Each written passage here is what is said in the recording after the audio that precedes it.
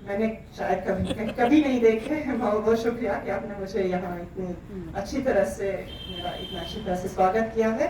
अखिलेश जी, शिवमूर्ति जी, वीरेंद्र जी और विद्वान जो यहाँ बैठे हैं, और आप सब लोग की लगभग 2.5 घंटे से यहाँ बहुत धीरज के साथ बैठे हुए हैं, आप सबको मेरा नमस्कार।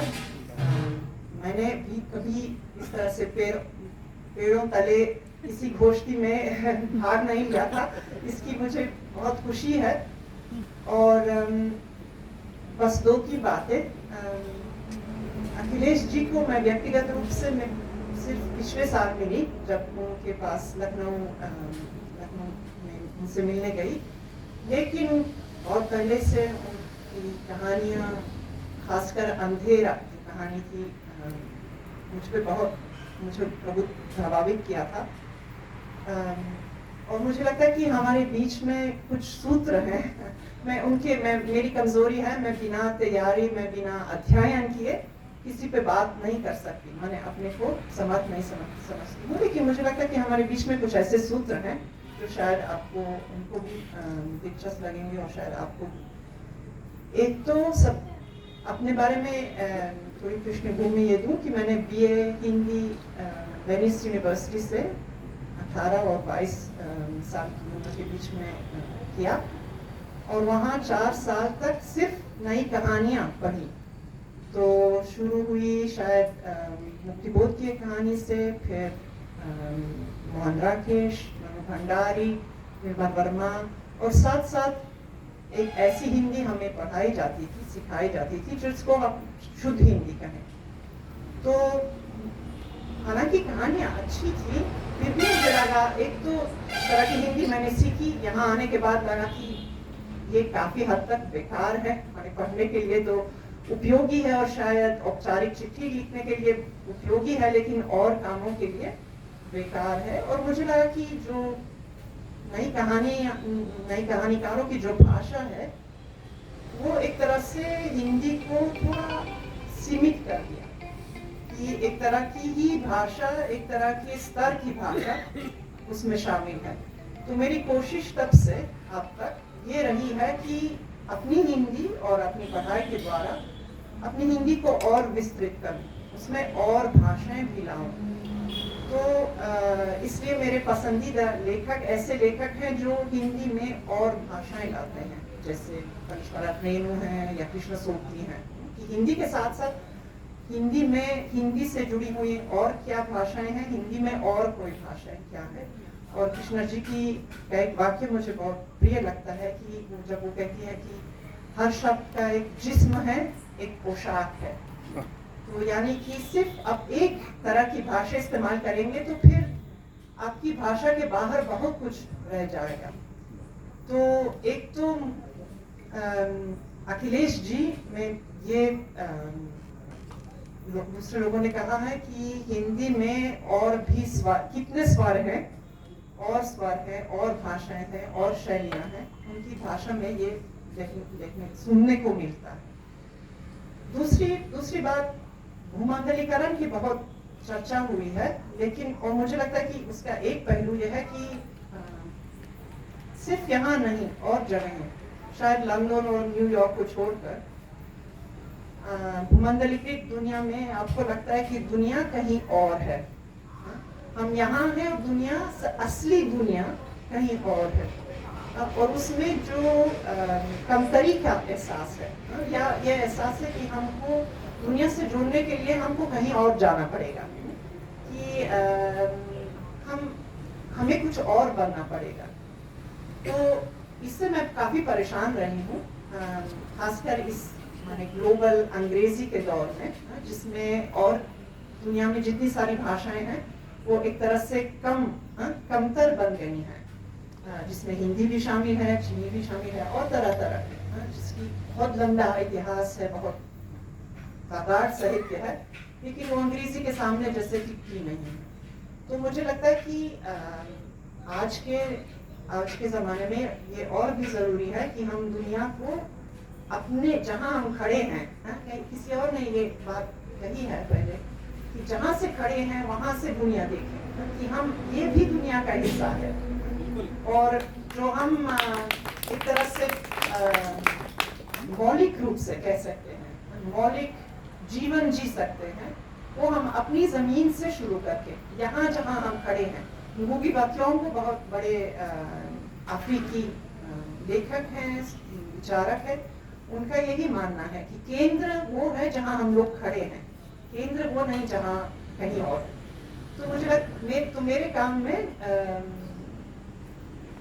धीरे धीरे क्रमशः जगह और जगह की जो अपना इतिहास है, अपने कई बहुस्तरीय इतिहास है और बहुभाषीय इतिहास है, ये मेरे लिए बहुत महत्वपूर्ण हो गया है। तो एक तरह से ये कि ये प्रदेश ना, ये जनपद आप कहेंगे बैसवाड़े के जनपद है, अवधी का जनपद है, तो उसमें लेकिन और भाषाएं भी रही हैं, फारसी भी रही है, उर्दू भी रही है, हिंदी भी रही है, अंग्रेजी भी रही है। तो एक तरह से ये सारी भाषाएं इस जनपद के साहित्य, इस जनपद के साहित्य के इतिहास को समझने के लिए एक भाषा पर्याप्त नहीं है। तो पिछले 15 साल से मेरी कोशिश ये रही है कि एक जनपद को लेकर, बल्कि ये पूरा तो मुगल शब्दावली में कहेंगे सूबा इलाहाबाद और सूबा अवध यानी अयोध्या, इन दोनों को केंद्र में रखकर इस पूरे इलाके का बहुभाषीय साहित्य का इतिहास लिखने की कोशिश करूँ। ये किताब पिछले साल अंग्रेजी में आई है, पता नहीं वो हिंदी में आएगी या कब आएगी, पर उस पर विस्तृत चर्चा हिंदी में हो चुकी है। तो एक तरह से हिंदी का साहित्य के इतिहास है, पर हिंदी के अलावा और भी यहाँ भाषाएं। और मेरे लिए मुझे बहुत खुशी हुई। अच्छा, मैं एक तरह से पुस्तकालय की कीड़ा हूँ, मुझे बहुत मज़ा आता है उस तरह से मौलिक काम करने से, ग्रंथों को और पत्रिकाओं पर बाद में आऊँगी। तो एक इलाहाबाद के जो स्टेट आर्काइव है, उसमें एक 20 पन्ने की आवृत्ति मिली। चुनार के कोई सामान्य मामूली क्लार्क था, भानु प्रताप तिवारी, तो उसमें अपनी 20 पन्ने की और 1890 की लिखी हुई आवृत्ति है, पन्नुरी हाथ से लिखी हुई। तो उसमें वो बताते हैं कि उनकी जिंदगी में क्या है। उनकी जिंदगी का मतलब है जो भाषाएं उन्होंने सीखी और कैसे सीखी। तो किस तरह से 28 साल की उम्र से उनके दादा ने उनको दोहे कंठस्थ कराए, फिर किसी पंडित और दादा ने उनको तुलसीदास मानस पढ़ाया, फिर प्रेमसागर पढ़ाया, फिर संस्कृत में भी उनकी दीक्षा हुई। फिर उनके पिता जो क्लार्क, वो भी किसी दफ्तर में काम करते थे, उन्होंने उनको फारसी के पाठशाला में उनको मदरसा में उनको दाखिला करवाया, तो फारसी की पढ़ाई शुरू हुई। फिर उनकी बहुत, और वो बताते हैं कि किन लोगों के साथ उन्होंने कौन से फारसी ग्रंथ पढ़े। फिर उनकी मैंने बहुत इच्छा हुई कि मैं अंग्रेजी भी पढूं, मैं अंग्रेजी भी सीखूं। तो हालांकि थोड़े दिन के लिए उन्होंने अंग्रेजी भी सीखी अंग्रेजी स्कूल में। तो मुझे लगा कि एक ऐसे मामूली क्लार्क, और अच्छा स्टेट आर्काइव में सिर्फ उनकी आवृत्ति नहीं है, उनकी एक और हाथ की लिखी हुई, हाथ का लिखा हुआ जो शेख सादी का गुलिस्तान है, हिंदी में तर्जुमा है। वो सारे दोहे हैं जो जिनको उनके दादा ने उनको कंठस्थ कराया। तो मुझे लगता है कि ये बहुत अच्छा उदाहरण है कि उस जमाने में, और मुझे लगता है कि ये आज के ज़माने में भी काफ़ी हद तक लागू है, कि हम शायद सोचते हैं कि हमारी ये ना मातृभाषा की सिद्धांत को लेकर के आदमी सोचते लगता है कि मेरी ये मातृभाषा है, लेकिन असली में उनके कान में, उनके अंदर, उनके कंठ में कितनी भाषाएं हैं, कितनी शैलियाँ हैं, वो उसका अच्छा नमूना है। तो और ये मुझे लगता है कि इस तरह का शायद इस तरह का काम मेरे लिए, अच्छा ये जनपद चुनना इसलिए भी ज़रूरी था क्योंकि नहीं तो साहित्य के इतिहास को आप जानते हैं, या तो बहुत मोटी तरह से कालों में, मोटे मोटे कालों में बांटा गया है, आदिकाल, भक्तिकाल, मृतिकाल वगैरह। या फिर ये पूरा दौर मुगलों का ज़माना जो बीच का रहा है, उसमें लोग मुगलों के दरबार की साहित्य पे ध्यान देते हैं, काव्य पे ध्यान देते हैं। तो मुझे हमेशा लगता है कि दरबार के बाहर लोग क्या करते थे, उनकी क्या स्थिति थी, उनकी क्या उपस्थिति थी, उनकी क्या संस्कार थे। तो इसलिए मैंने ये इलाका चुना है। तीसरा सूत्र 4 सूत्र है। तीसरा सूत्र से इलाहाबाद। तो पिछले 38 साल से मैं इलाहाबाद जाती रही हूँ और पहले ही साल विश्वविद्यालय में, हालांकि मुझे कुछ ज़्यादा समझ में नहीं आता था, तभी मैं हिंदी के क्लास में जाके बैठती थी कि शायद मुझे हिंदी आ जाए, बैठने से हिंदी आ जाए। तो लेकिन तभी से दोस्ती और विद्यार्थियों से, मैं हॉस्टल में भी रही अपने पीएचडी के काम के दौरान सरोजिनी नायडू हॉस्टल में। तो मेरे आसपास जो और लड़कियां थी उनसे दोस्ती बनी। तो एक तरह से जो, और तब भी मुझे लगा कि शायद, और अच्छा, हिंदी इलाहाबाद एक तरह का अतीत, स्वर्णिम अतीत था। जैसे लोग अभी वर्तमान में थोड़ा अपने को दरिद्र समझते थे, वही बेरोजगारी में छटपटाते हुए या वही कंपटीशन के लिए तैयारी करते हुए। लेकिन एक दौर रहा था जिसमें जब इलाहाबाद का क्या स्वर्णिम दौर था। और संयोग से, या कहें कि अच्छा, मेरे पीएचडी का विषय 1920 और 40 के बीच की हिंदी दुनिया थी, जिसमें वो शुद्ध हिंदी भी बनी, लेकिन बहुत पत्रिकाएं भी बनी, संस्थाएं भी बनी, संस्थाएं बहुत सक्रिय हुई। तो तब से और उस दौर सच में इलाहाबाद का बहुत बड़ी भूमिका थी। उसी दौर में सरोजिनी नायडू हॉस्टल की भी स्थापना हुई थी। तो मुझे लगा कि अपने काम और अपने आसपास का जो वातावरण है उसमें बहुत अच्छी तरह से मेल खाते हैं। तो जब अक्स में या मैं इलाहाबाद के बारे में पढ़ती हूँ तो तब से लगातार जाती रही हूँ। तब ये दुनिया मेरी देखी हुई है, मेरे लिए बहुत जीवंत है। और चौथा और अंतिम सूत्र पत्रिकाएं हैं। तो मैं सचमुच मानती हूँ कि संपादक एक तरह से बहुत बड़े साहित्य कार्य करता है। हम अक्सर नहीं माने, हमको शायद आजकल जब पत्रिकाएं कम हुई हैं तब उनकी कमी महसूस हो रही है। पहले शायद 80 के दशक तक हम मान के चलते थे कि इतनी सारी पत्रिकाएं होंगी ही होंगी, उसमें नए लेखक तो छपेंगे ही छपेंगे। तो लेकिन उनसे मिलने के बहुत पहले से मैं तत्वों को पढ़ती रही हूँ और उनको बहुत एक तरह से क्या कहें, काबिले तारीफ है सचमुच कि उसमें एक खुलापन रहा है, एक स्तर हमेशा रहा है। कभी आपको कोई कमजोर कहानी बहुत कम आपको पढ़ने को मिलेगी, और जिज्ञासा कि क्या क्या सब नए मुद्दे हैं, नए विवाद हैं। और एक तरह से जैसे आप यहाँ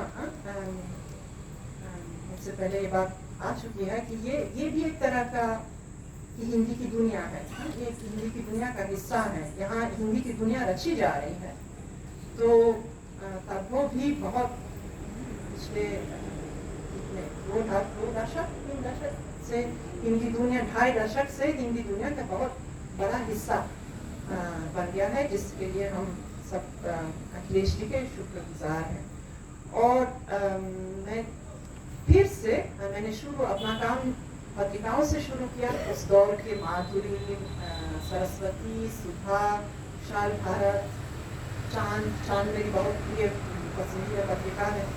आज फिर से पत्रिकाओं पे लौटी हूँ 40-50-60 के दशक में।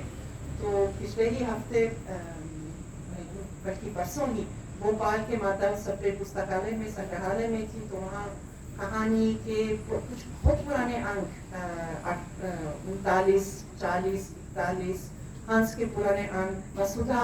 मुझे लगा कि अच्छा, वसुधा भी एक छोटे शहर से छपने वाली पत्रिका थी ना हरीश नंदन बसाई से संपादन में जबलपुर से, तो उसमें भी एक स्तर था। और मुझे बहुत हमेशा एक रोमांच सा होता है, जिसमें आप त्रिलोचन की बात हुई तो वहाँ त्रिलोचन की आपको कहानियाँ मिलेंगी, मुद्राक्षर की कहानियाँ मिलेंगी, जिन एक तरह से जो पहचानी हुई हस्तियाँ हैं उनकी शुरुआत वहाँ आपको मिलेंगी। तो मैं जब भी जैसे छात्रों के बीच में, अब तो यहाँ छात्र कम दिखाई देते हैं, लेकिन छात्रों के बीच में जब भी मोड़ने का मौका मिलता है, मैं हमेशा ये उनको प्रोत्साहित करने की कोशिश करती हूँ कि आप ज़रूर जाके पत्रिकाओं पे काम कीजिए। वो खजाना है, उसमें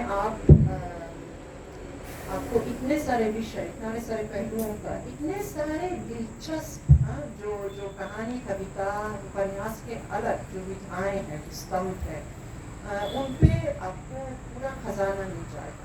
और आखिरी बात यह है कि मेरी आज की जो खास दिलचस्पी में, इस दौर में जो खास दिलचस्पी रही है पत्रिकाओं को लेकर, कि हिंदी पत्रिकाओं में विश्व साहित्य, क्योंकि जिस दौर से जब मैं एक तरह से हिंदी से मेरा परिचय हुआ, हिंदी साहित्य से मेरा परिचय हुआ, तब से सुनती रही हूँ कि हिंदी मानस क्या दुनिया सीमित हो गई है वो। और जब विभागों में जाती हूँ तो मुझे लगता है कि उन्हीं कुछ विषयों के इर्द गिर्द, उन्हीं कुछ नामों के इर्द गिर्द सब काम होता चलता है। तो आप सारिका कहानी, खासकर सारिका जैसी पत्रिका को फिर से देखें। ये सिर्फ हिंदी पत्रिका नहीं थी, इसमें खगेश्वर के संपादन में कहाँ मैंने आपको दक्षिण अमेरिका से लेकर इंडोनेशिया, इजिप्ट, तरह की, मैंने उस दौर के हिंदी के पाठक इन्हीं सारे साहित्यकारों, कहानीकारों का सामना करते थे, बिल्कुल सामान्य तरीके से, लगभग हर महीने में कोई ना कोई। तो उसमें आपको गार्सिया मार्केस भी मिलेंगे, कामोडियानांतपुर भी मिलेंगे, लुइगी दा क्योंगो मिलेंगे, जितने भी बॉर्गेस मिलेंगे। तो मुझे लगता है कि शायद वही इस ग्लोबल अंग्रेजी की दुनिया में हम ये भूल गए हैं कि हिंदी का जगत भी, हिंदी की दुनिया भी एक समय में इतनी विस्तृत थी, बल्कि मुझे लगता है कि अंग्रेजी की दुनिया से भी ज़्यादा विस्तृत थी। तो ये कोई अंत नहीं है, पर बस ये पेड़ों के तले मुझे बहुत अच्छा लग रहा है कि हम ऐसी जगह में इकट्ठे हो गए हैं जिसमें हम सचमुच दुनिया का हिस्सा है और यहाँ से दुनिया की रचना कर सकते हैं।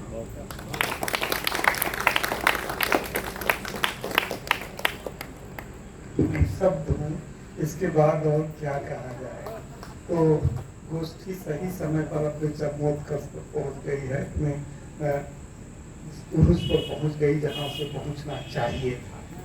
साथियों, तमाम ऐसे वरिष्ठ साथी हमारे बीच बैठे हैं, आनंद आ गए हैं, और उसमें नाम नहीं गिनना चाहता हूँ, लेकिन सबके प्रति श्रद्धावंत हूँ कि आप यहाँ तक पहुँचे। अब क्योंकि इतनी देर तक जिन पर बात हुई वे इसको कुछ अपने काम लायक मानते भी हैं कि नहीं मानते, या उनको ये लगता कि क्या बेवकूफियां ये मास्टर लोग या ये और सारे लोग कर रहे थे उतनी देर से। मैं लाइट नोट पर सारी बातें कह रहा हूँ, वे भी जानते हैं।